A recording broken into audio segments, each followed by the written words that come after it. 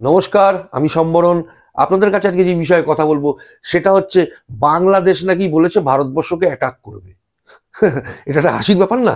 বাংলাদেশ ভারতবর্ষকে অ্যাটাক করবে, ভারতবর্ষের সাথে যুদ্ধ করবে, কি ঘোড়া নিয়ে তরোয়াল নিয়ে। ওরে মাদ্রাসা ছাপ, তোরা এইটুকু জানিস যে ভারতবর্ষ কি? ভারতবর্ষ কি? কালকে জলপাইগুড়িতে এক অনুপ্রবেশকারী গরু চোর ওকে গুলি করে মেরে দিয়েছে বর্ডার সিকিউরিটি ফোর্স, আর তোদের বিডিআর দাঁড়িয়ে দাঁড়িয়ে দেখছে। আবার বাংলাদেশের সংবাদ মাধ্যমে বলছে যে ওই গরু চোরটা, যেটা গরু পাচার করতে গিয়ে গুলি খেয়ে মারা গেছে, সে নাকি ইন্ডিয়ান সেনাবাহিনী, বর্ডার সিকিউরিটি ফোর্স পাখির মতো আমাদের দেশের নাগরিককে মেরে দেয়। তাহলে তোদের পাখির সাথে তুলনা করা হচ্ছে।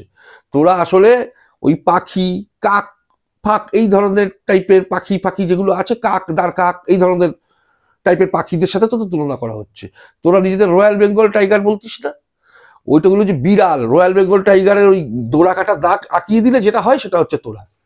তোরা করবি ইন্ডিয়ার সাথে যুদ্ধ। হ্যাঁ, আরে আমার তো মানে ভারতবর্ষের যে মিসাইল গুলোর যা নাম, সেই নামগুলো এক একটা ভাবছি যে তোদের দেশ টপকে বারবাতে চলে যাবে। তোদের দেশে চড়ানো ছাড়া তোদের কোনো উপায় নেই। তোদেরকে ধরে পাক্কা মাদ্রাসা চাপগুলোকে চড়াতে হবে। ঠিক আছে, চড়ালে তোরা যদি ঠিক হোস।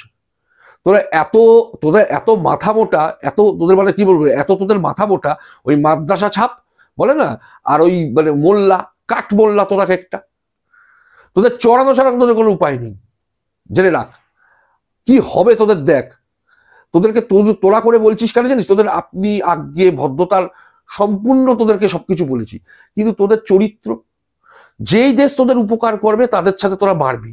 অ্যাকচুয়ালি কি জানিস তো, মৌলবাদ যেখানে, উগ্র মৌলবাদ যেখানে থাকবে না, সেখানে কোনোদিন মানে যে তাদের উপকার করবে তাকেই তোরা তাদের মরতে হবে। যেমন ধরো ইউনিস এখন যে প্যাচে পড়েছে, ইউনিস উগ্র মৌলবাদকে সমর্থন করেছে, এই যেন বিএনপিকে সমর্থন করেছে, জামাতিকে সমর্থন করেছে, হ্যাঁ, হেফাজতে ইসলামকে সমর্থন করেছে। এই সমর্থন করে এখন সে ফুটবলের মতো অবস্থা হয়ে গেছে। তাহলে ভাবা যায় একটা স্বাধীন দেশের সেনা প্রধান বলছে আমরা বড় প্রবলেমে আছি, আগামী দিন আরো প্রবলেম আসতে পারে। তাই ইউনুস এখন মৌলবাদের বিরুদ্ধে গেলে ইউনুসকেও গুলি খেয়ে মরতে হবে।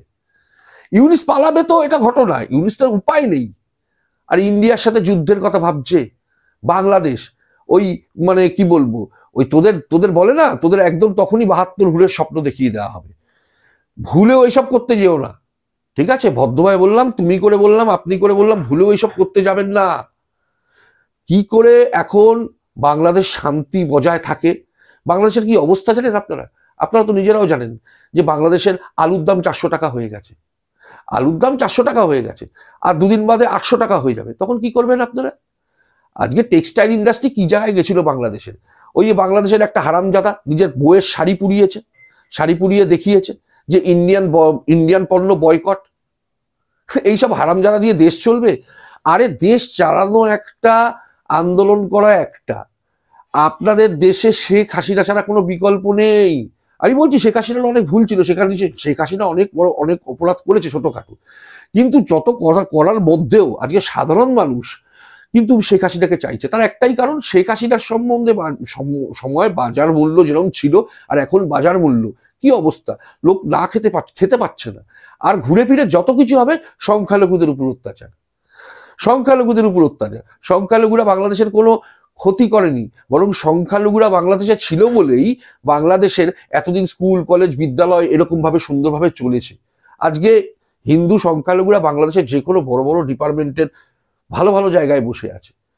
তাই বাংলাদেশের তারা তো এরকম করেনি যে ও মুসলমান বলে ওকে বিষ ইঞ্জেকশন দিয়ে মেরে ফেলি। এই আপনাদের এই বাংলাদেশকে দেখার পরে ভারতবর্ষের মধ্যেও কিন্তু হিন্দুদের মধ্যে একটা ইউনাইটেড হওয়ার প্রবণতা চলে আসছে।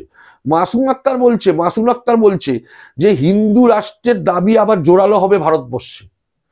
কারণ হিন্দুদের কোনো দেশ নেই, 57টা মুসলিম দেশ আছে। কোন দেশটা ভালো আছে বলুন তো? কোন দেশটা 57টা দেশের মধ্যে কোন দেশটা ভালো আছে? একটা ভালো ইউনিভার্সিটি দেখান তো 57টা দেশের মধ্যে, এই মুসলিম দেশগুলোর মধ্যে একটা ভালো ইউনিভার্সিটি দেখান। এই হচ্ছে ব্যাপার। ওই মাদ্রাসা সব শিক্ষা দিয়ে কিছু হবে না, ঠিক আছে? শিক্ষাটাকে শিক্ষার মতো শিক্ষা নিতে হবে, তবে হবে। ওই কিছু হলো হিন্দুদের উপর অত্যাচার, এগুলো কি পুরুষত্ব বলে? পাড়ার কুত্তা দেখবেন, পাড়ার কুত্তা এ পাড়া থেকে ও পাড়ায় বেরোতে পারে না। আপনার হচ্ছে পাড়ার কুত্তার মতো অবস্থা হয়ে গেছে, মানে এখান থেকে ওখানে গেলে ওই পাড়ার কুত্তারা তারা করবে আপনাদের। তাই বলছি ইন্ডিয়ার সাথে যুদ্ধ করার ভাবনা ছেড়ে দিন। এখন কি করে ইন্ডিয়ার সাথে ভালো সম্পর্ক রেখে দেশটাকে সঠিকভাবে ঠিকঠাকভাবে নিয়ে যাওয়া যায় সেটা ভাবুন। সেটা না ভাবে ওই ঘুরে ফিরে সংখ্যালঘুদের উপর অত্যাচার। চিন্ময় কৃষ্ণ প্রভু ছাড়া পাবে, আপনারা ছাড়তে বাধ্য হবেন। আর চিন্ময় কৃষ্ণ প্রভুর যদি কিছু হয় তার হিসাব কোথায় যাবে আপনারা ভাবতেও পারছেন না। বাংলাদেশের মানুষই আপনাদের গণপিটানি দেবে।